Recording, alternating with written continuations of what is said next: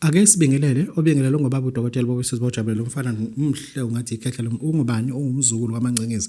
Baba udokotela has now moved from 1904 to 902. We've moved to the bigger space. We've moved because of other sundries. This is Baba udokotela. Today I've got a topic. Okay, our address is number 72 Dennis Hall Street or Queen Street.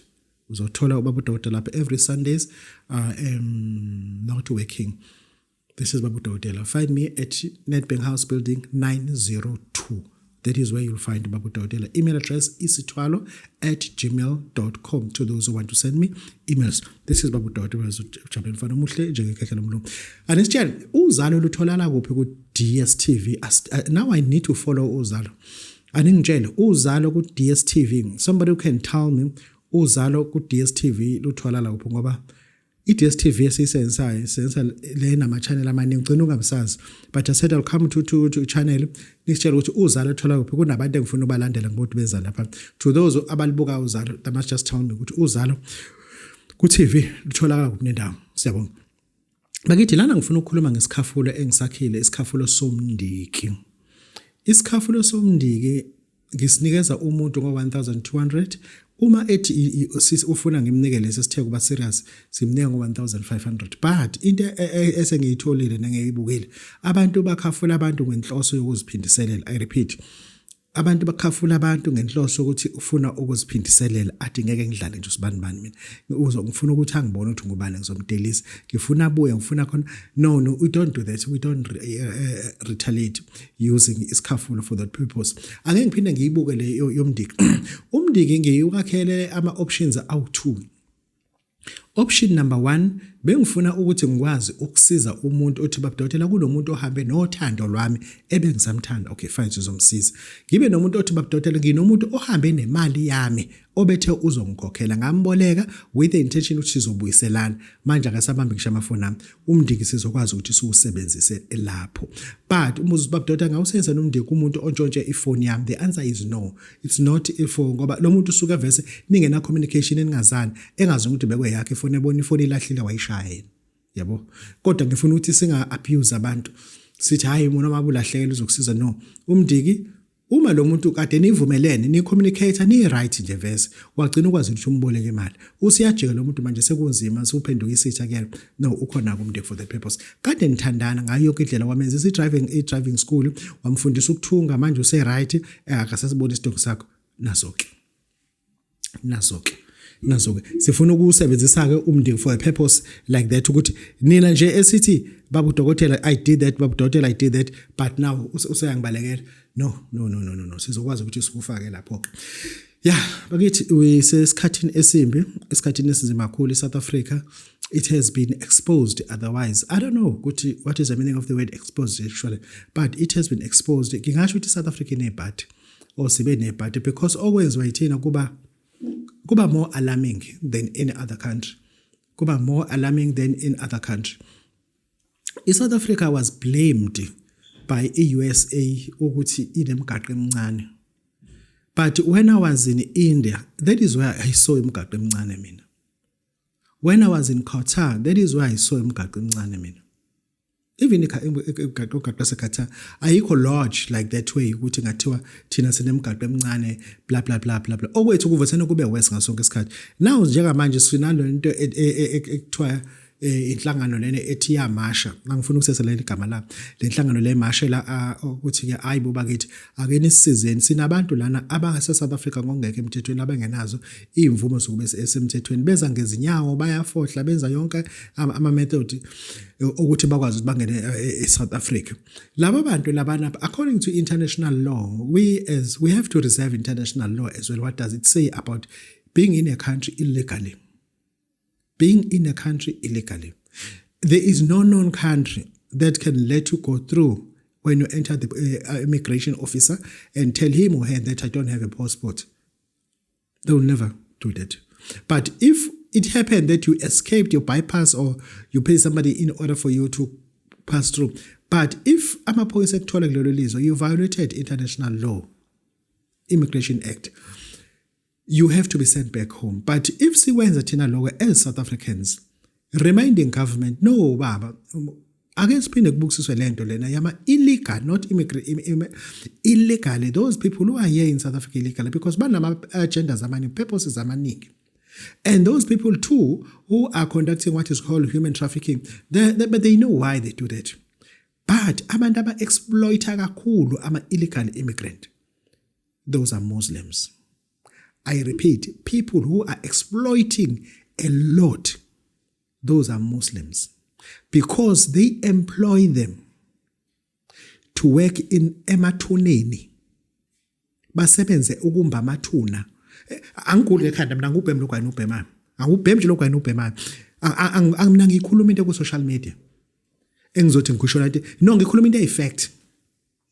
They use immigrants who don't have papers to dig their graves. Alikho isulumane elimba amathuna.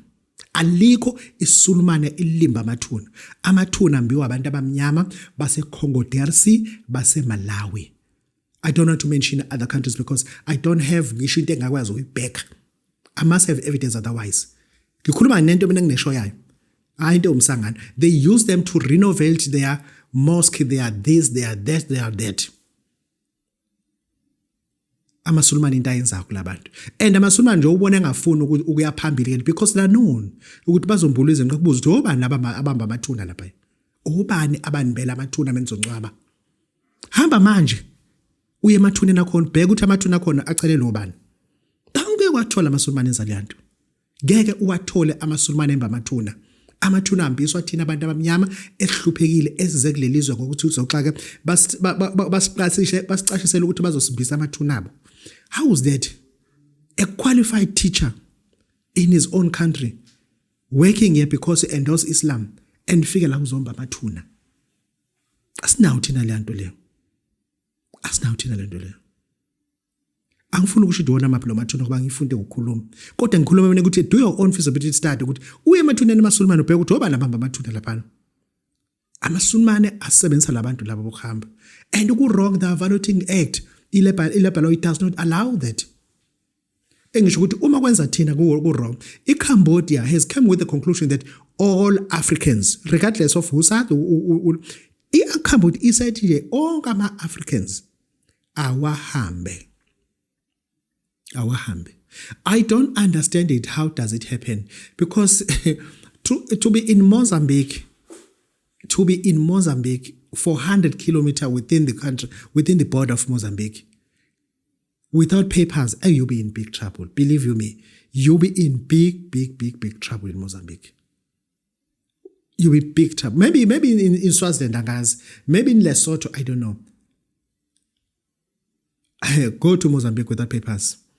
Uzokubona owagibeze kade emthini kuthini. Hamba uye Malawi without papers. Elilonke nje.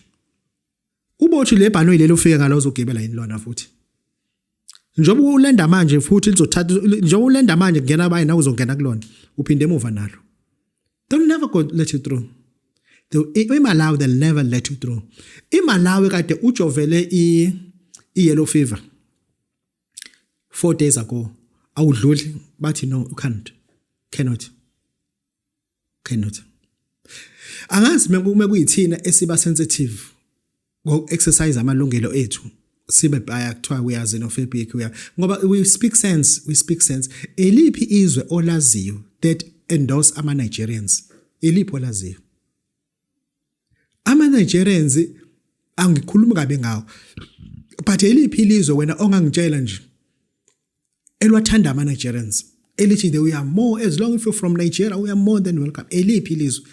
Angilazi mina, angihlakaniphanga into eningangizazi, but angilazi mhlawumbe uyalazi ngakini ukuthi hayi babudodela ama Nigerian ibathanda kakhulu eNew Zealand. Yo kwalampa abathanda kakhulu ama Nigerians. eNorth Korea bawathanda kakhulu, eNorth Korea bawathanda kakhulu. Iliphi?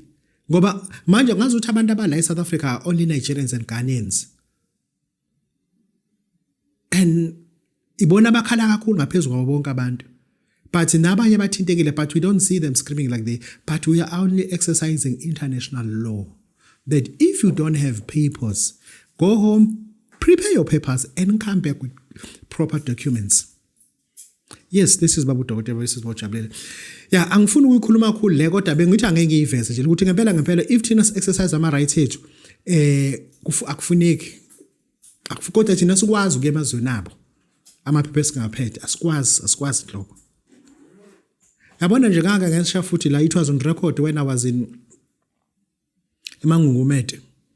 Mangungumete upaka imoto ngapha nidla imbuzi nihleli phansi nidla ukuwelela ngapha kulabantu uwela umgaqo uwelela ngapha la khona indawo ngathi imjondolwana nje futhi angithi sikuqhama ngase Vilankulu ukhupha ukuthi le ndawo engaka right wakho le enama stalls okudla amakhishi khona engaka left umoya umukhuphuko uyangazi ukuthi uyaya uqhama ngase Vilankulu ukujomba lomgaqo ungayiphethe passport they will arrest you. Abasho ukuthi asambe nawe semotweni soyibheka but they will just arrest you.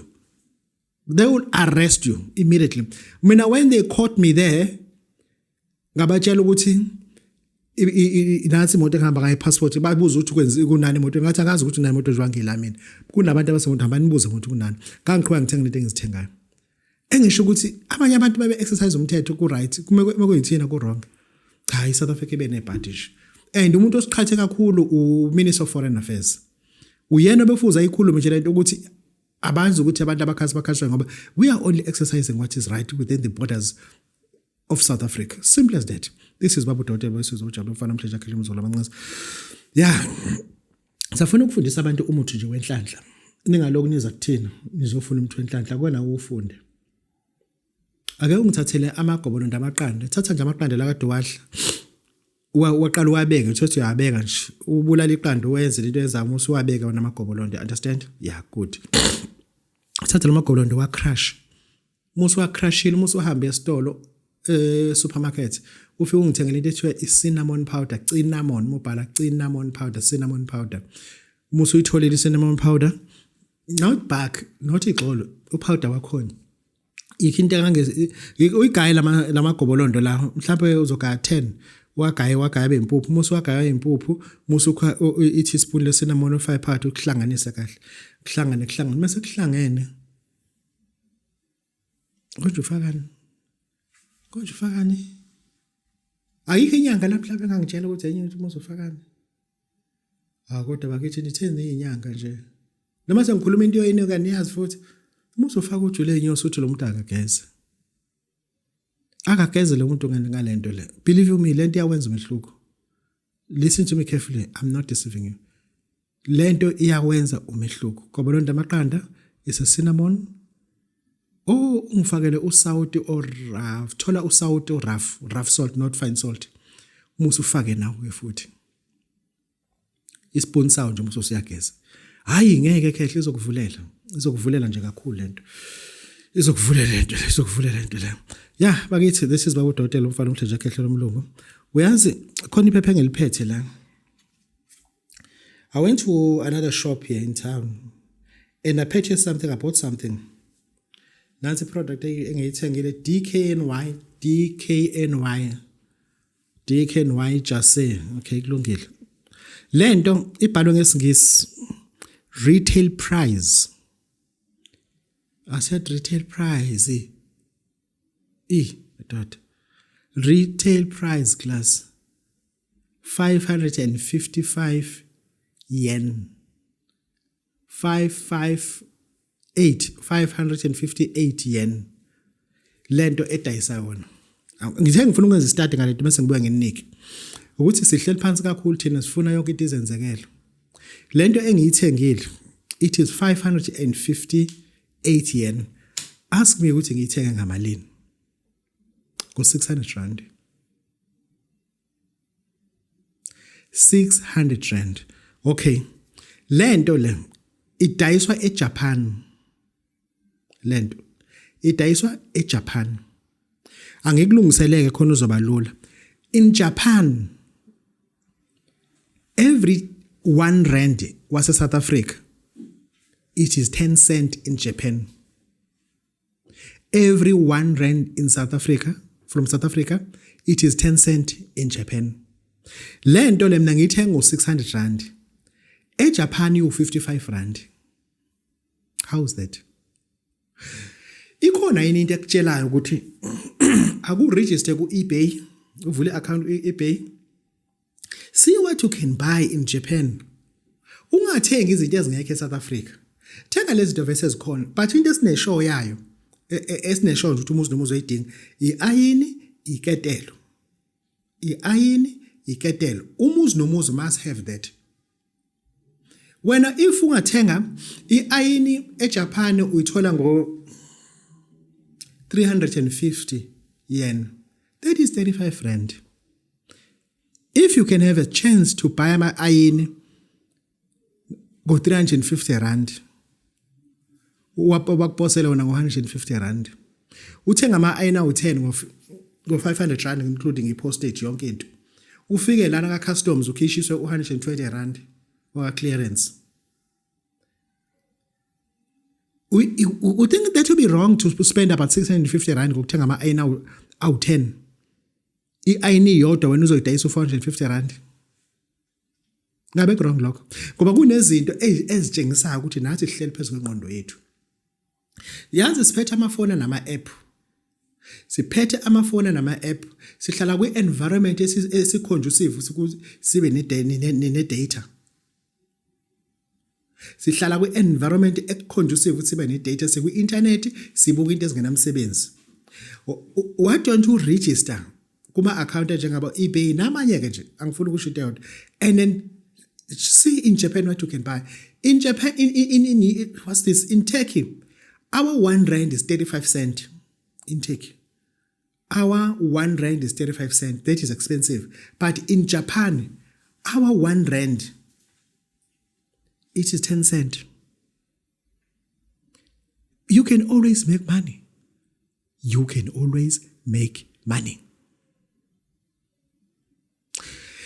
In Japan, they don't order things, they make things. It's unlike uthenga izinto e-Ethiopia, Uganda, Ghana, nabo bazithenge e-Asia, bazodayisa mesebezidayisele wena.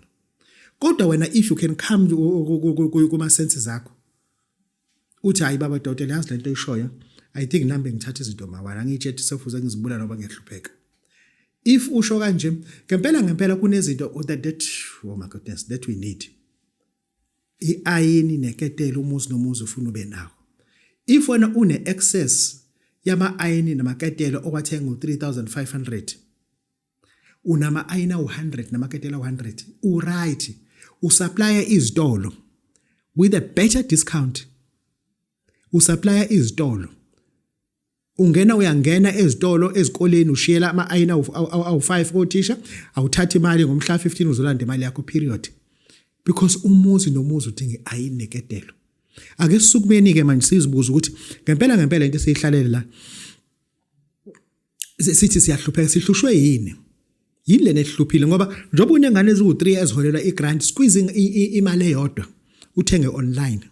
Ngemali engane eyodwa uthenge online ngayo. Kudliwa ikhabishi kudliwa uphuthu kuphuzwa amanzi kulalo. Kodwa liyeze order ezoshintsha yonke lento. Liyeze order ezoshintsha yonke lento. Jean le wena loyigqokile manje njengoba angeke ngisiphuphe phela le jean oyigqokile manje bayithenga ngo70 rand wena uthenga ngo750 rand. Le jacket le ngiyigqokile mina in Turkey it's about 450. Divide that by 35 ukuthi u400 100 rand wakhona wodwa ukuthi thina is 35 rand. Okusho 35 laba bangaki aba u4. No half wakhona, simple as that. And le jacket mina mase eSouth Africa bazongidayisela ngo1.2 bathi bangidiscountela kahle u1.3. Ay bakithi no ake sisukumeni khona lento esingayenzi kahle. Kukhona lento sinayo internet nakodwa khona lento esingayenzi kahle. Ake sikhulumeni. Kunento engisafuna ukuthi uyazi ukuthi umuntu osuke ekuhlebela ukuthi imsholoze ihamba njani show khona intandane iyazi afuna ukuhlala phansi nawe kunento engifuna ukuthi siyiwithe la yini esigebengu uthini manje kumina wena hayi kunento akade bebekhuluma ngabo majola la hayi uthini yabona nje babuya wabonakala einkundleni zezoxhumana lapho futhi bane story ngawo bane story ngawo safuna ke fike phansi yabo ngikulande ngoline omhlophe yabona lowo muntu loyo othi unendaba nawe afune nihlalele phansi seke ikhanda lenkwezela ngesigebengu sishona ngaphansi kwedwala indoda zithini undlala isikhumba phansi usiyangitshela uyambona usibanibani ngithe sho uyabona uJabulani kahle kahle yantwana egrindile ithini kwenzekani yenzeni kuyona ngoba ngaze ngiyithe nayo hayi kahle kahle yabona kade benobabusosibo bakanje bhuzuma saint but wena ubona ngathi baxawala phambi kwakho bakhanda wena boba thathu lomthetho lo uJabulani nobabusosibo abagcwala bathi we understand lo muntu wenza ukuthi wena ube more comfortable if unaye kunokuthi ube comfortable nobabusosibo ube comfortable nobabujabulani ya understand labantu laba uyakuhlehlisa kubona ukusondeza kuyena that person he want to use you whenever you are no longer usable akudambe labantu akuhlehlisa bona yebo baneqiniso abalishilo ngawe njengesigebengu phela yabo baneqiniso abalishilo njengesigebengu kulungile kodwa bebenganquma umuntu egameni lakho wahlehla abantwana abaphethe ugrey wahlehla abantu abaphethe abafunda whiteboard wahlehla abantu abaphamisa iflag legebengu wahlehla wasala nenyoni wasala no17 lo muntu osele naye believe you me he should let you down lo muntu okutshelile ukuthi kahle umkhwena wakhe lento athi basobe benza ama overtime engitshekhleze mina yikho lonto kunento ayifunayo and uzoyithola ngokuthi wena uhlehle emkhwena wakho bese umkhwena wakho asale naye uma usuhlehlile uzokuqeda ngawe mase eqedile ngawe mase kudamba mase buyela kulomuntu enakuhlukanise naye empilweni kunabantu ngempela abakhuluma kahambi ngabanye abantu I know those people bakhulume kabi ngabantu bakhulume kabi ngabantu and wena usale nabo musu uthi uyezwe intabeni kuthiwe mfowethu sure angifuni ukukhuluma indaba zeni lapha eNatal kodwa ngicela uphume kusibanibani akuphume nje kusibanibani buthini futhi manje athi ngithe uphume kusibanibani uyabona lo razo leyo ikubamba ngesiyalo sokuqala sikamakhwezikhwezi indoda emhlophe yakho uthi ngithini ukubamba ngesiyalo sokuqala ukufundela ku special book uthi iphuma kusibanibani ngoba isipeliti sakhe sikhanye wena lo muntu amshoyo umuntu osexabanise nabantu abaningi ethi bayabheda usibanibani ukuthi only find out uyena owes kunabo bonke asiphumeni labo bantu abasifisela okuhle sinje because we took the wrong decision sije direct umuntu right I once ngililanga ngakhuluma ngomuntu egibele istimela estrong lento ilapho ke ngoba lo muntu wena uhamba naye okutshela zonke izinto he is a wrong train empilweni yakho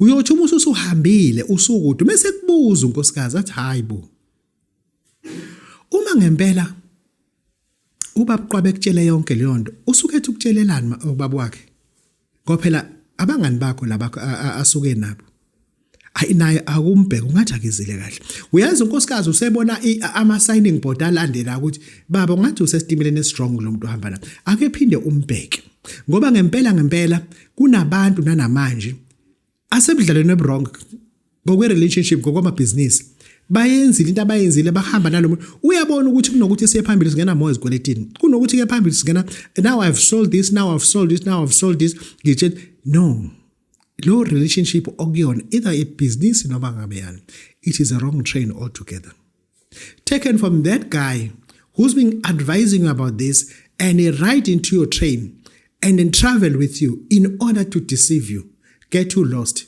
distance yourself from abantu abazokusiza whereas i-wrong train is this affect kuma relationships emakhaya umngakho enze show ukuthi she talks very bad about your sisters about your brothers about your mother about your uncle so that when uzosala naye uma ususele naye the day usele naye uzobe sek-advisor unkosikazi wakhe into yokugcina athi kwalo msebenzi mina nje wafaka ubhuti nje nabe ngicela uyeke ngoba kunalento ukuthi bakufaka emsebenzini abantu bakini baqhoshiswa yilonto into bengicela mina besena uyeke lo msebenzi uNkulunkulu uzophendula uye kumsebenzi ngoba wena usympathize nawe ukuthi awufuni ukwenza ngoba wawufaka abantu bakini. Uzothi uma usushizila yena mase ethola umsebenzi wokupheka esikoleni unkosikazi. Uma esethola umsebenzi wokupheka esikoleni uzobe sekufonela ngo10 athi anganoma ukhona endlini. Uyazi uma ungekho endlini uzobe ukuphi. Into asezoyisho unkosikazi iyodwa kuwena. Engakazi ayisho kade nashada. Athi ngishiye lapha na ngicwilisela iwashing bengicela ungikhiphele yona. Ube isokhile. Akasho ukuthi ubisifuna ukunekwa. Ube isokhile. Uthuthuthi kunonwabo. Kunamapitikuti kunobra. Mase kuvela lokho kunye ngingafuni ukusho. Uhlale phansi. Uhlale phansi. Uthi mina lo esengwasho samapitikuti. Sengwasho ubra. Sengwasho into ukuthi uthi ngisayindoda mengenjalo.